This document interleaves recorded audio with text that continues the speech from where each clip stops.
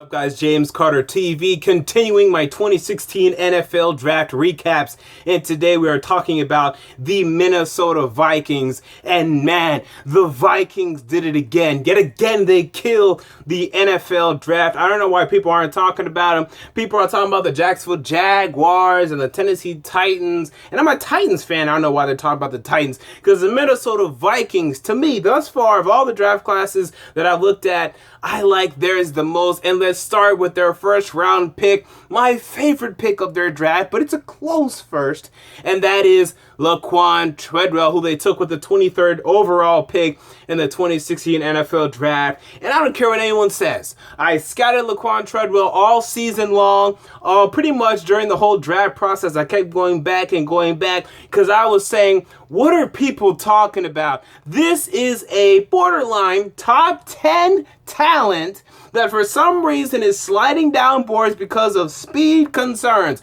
The fact of the matter is this: you put on the film, you put on the tape, and this guy is making consistent plays. This guy is getting separation. This is a guy who, with Teddy Bridgewater, will dominate. Because Laquon Treadwell, you can question his ability to just go down the field straight line and just absolutely blow the wheels off of a cornerback. I agree.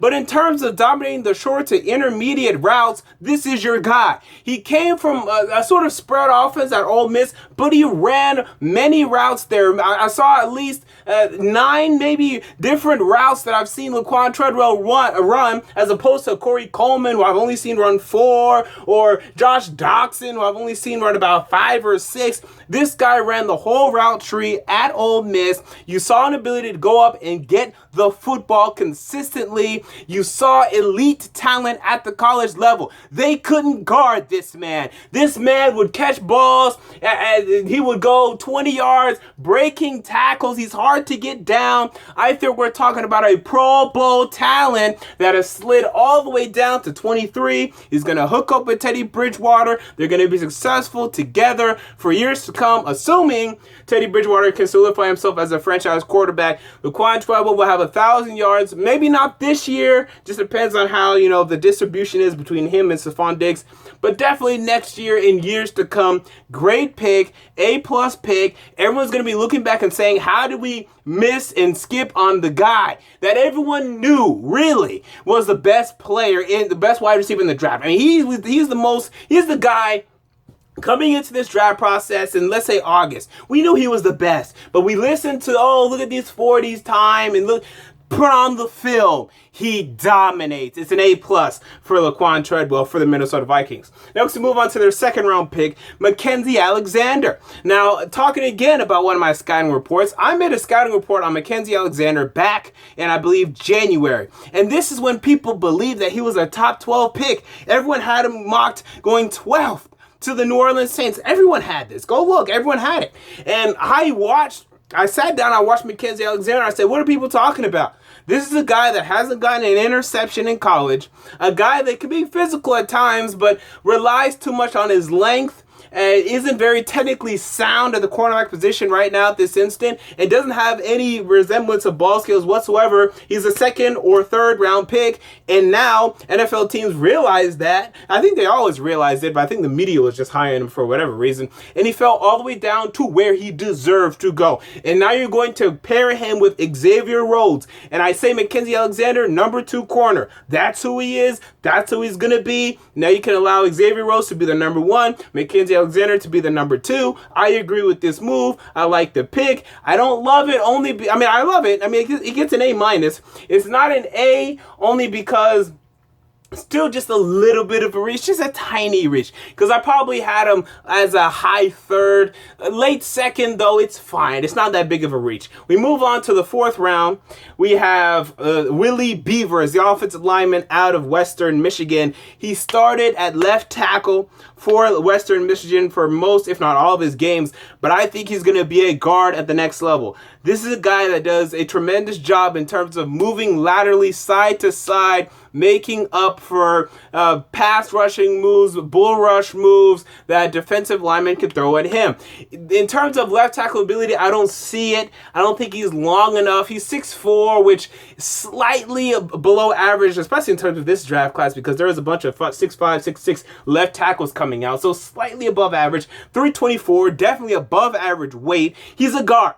So in terms of his potential at guard, I like that, but I question, will he play? Because your guards right now in Minnesota are pretty good.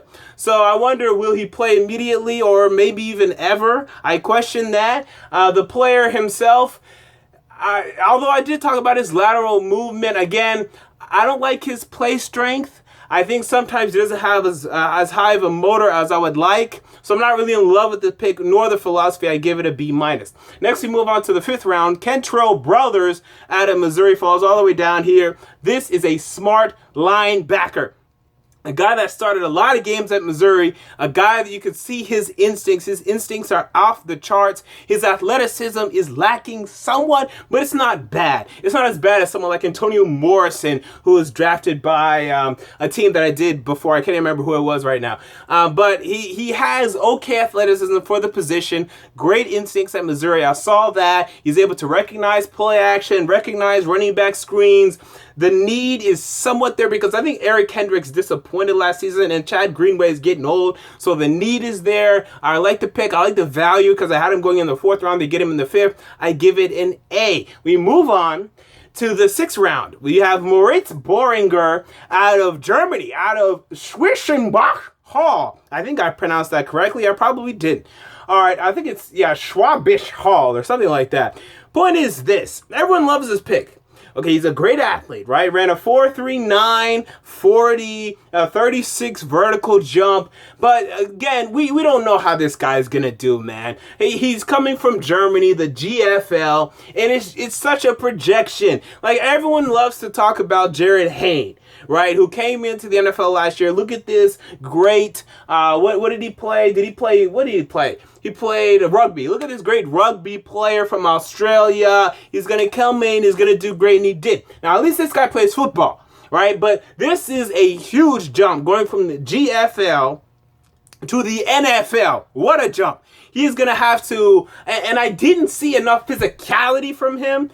Although he does have the height and size for it. He's 6'4", 227. So I like that aspect of it. It's a nice potential pick, and it is the 6th round. So you can get away with it, but I don't love the pick as much as everyone else does. I only give it a B.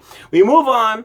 David Morgan, the 2nd out of UTSA. This is a blocking tight end. Make no doubt about it. I think he put up the most, if not like top 3 bench press reps for tight ends at the combine. Loves to absolutely block. That's what he's going to be, an inline blocker, because he did not produce pretty much anything at the tight end position in terms of receiving yards at UTSA. His most prolific season was his last season, where he got 563 yards. That's the best you do in college. You're not going to do much better in the NFL. So in terms of receiving, you're not going to get much there. But can he make the team? Can he be a special teamer? Can he be a blocking tight end? 3rd tight end for you? I buy that, and I give it an A-.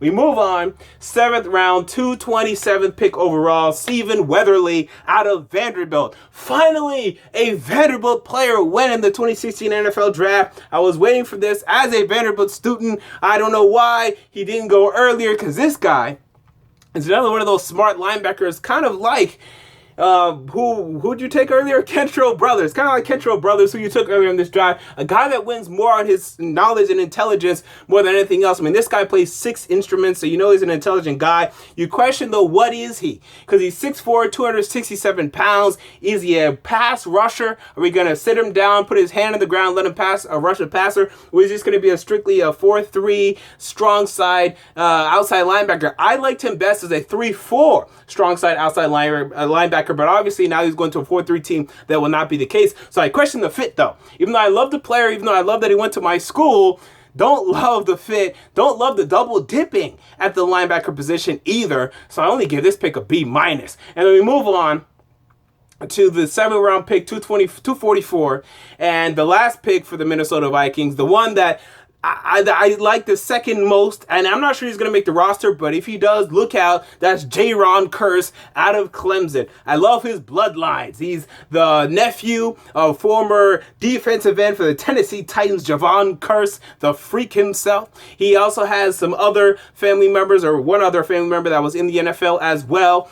A guy that people hate in the NFL because he's so tall. He's 6'4". We're saying, oh, he's 6'4". He won't be able to make it. That's too tall, too lanky. He doesn't have great speed. Ran 4.6. Not horrible. I saw Keanu Neal go in the first round with a 4.6 speed. So I don't want to hear that that's too bad. Because if Keanu Neal can go in the first, I think Jayron Kearse can definitely go higher than the 7. This is a guy that I could see having a really good ability to go side to side, sideline to sideline, be a guy that can recognize plays. He needs to get his play recognition up. If he can recognize plays, he's so rangy from sideline to sideline. He can make plays as a center fielder, and you can put him at strong safety, but he needs to put a little more mass on him for that, because setting at 6'4", he's going to need to be, he's 216 right now. I think he probably needs to be about 225, 230 to be this tall and still lay the boom down, but it's a great potential pick, because this is a guy I had pegged going in the 4th round. And when you can get someone that was supposed to go in the 4th round in the 7th round, I love that. I love the potential. I give it an A+.